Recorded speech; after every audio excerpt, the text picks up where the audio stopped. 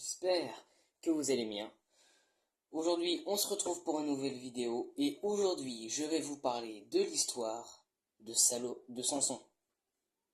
Samson, son histoire se trouve principalement dans le livre des Juges, chapitres 13 à 16. Elle nous offre une méditation profonde sur la force, la faiblesse, la vocation de Dieu et la miséricorde face à la fragilité.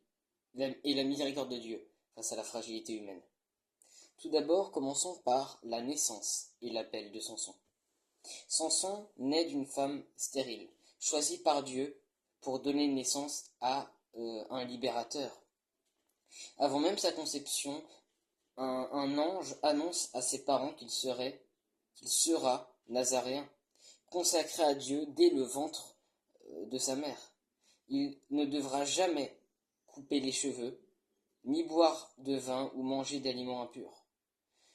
Il est écrit: l'enfant sera nazaréen pour Dieu dès le ventre de sa mère, et c'est lui qui commencera à délivrer Israël de la main des Philistins, dans Juges chapitre 13 au verset 5.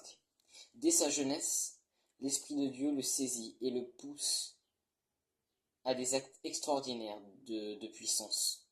Il a hérité sa force de Dieu. Et là, tout de suite, je vais vous expliquer les exploits et les combats de Samson.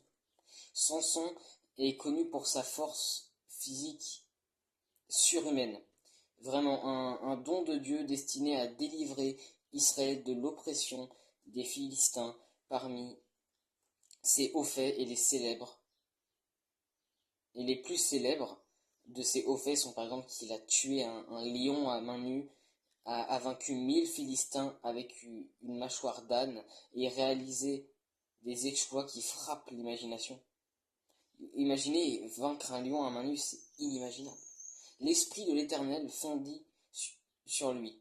Samson descendit à Ashkelon, tua 30 hommes, prit leurs dépouilles et donna les vêtements à ceux qui avaient remporté l'énigme.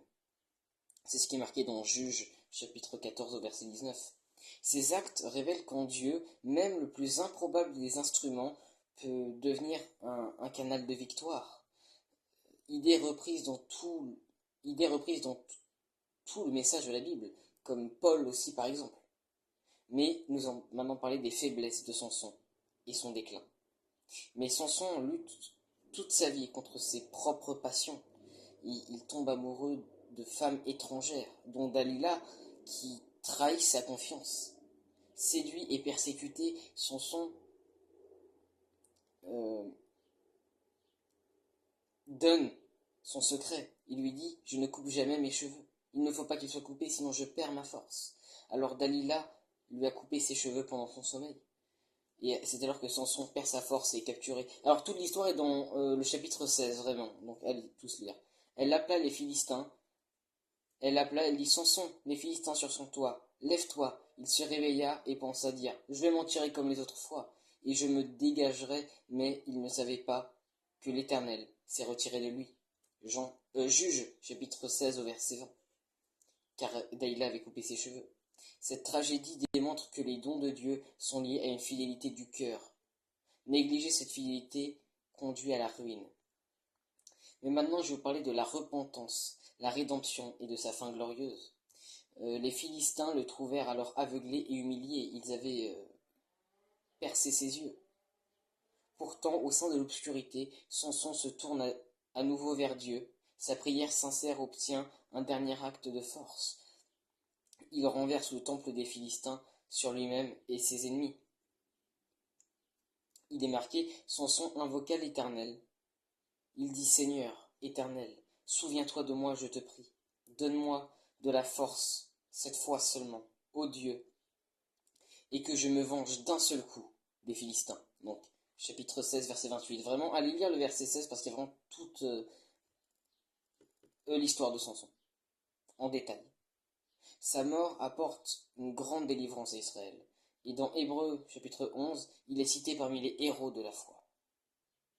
Mais quels sont les trésors cachés, les symboles et les liens bibliques par rapport à cela?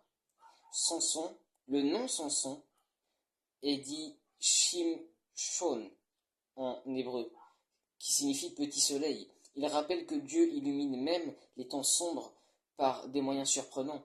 Sa force est un signe, tout comme David contre Goliath, que Dieu choisit les plus faibles pour les confondre avec les forts. Là aussi, il y a une référence dans 1 Corinthiens chapitre 1 au verset 27. Des saints dans la Bible, notamment saint.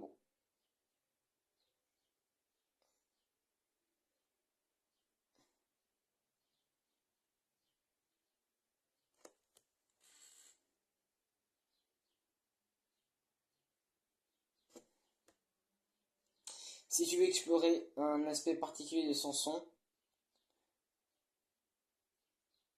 le vœu nazaréen, ses jugements, indique-le-moi. Et ce que j'aime dans l'histoire de Samson, c'est que ça nous rappelle que la puissance de Dieu s'accomplit dans la faiblesse. Et que le Seigneur, même dans nos échecs, ne cesse jamais de racheter ceux qui reviennent à lui.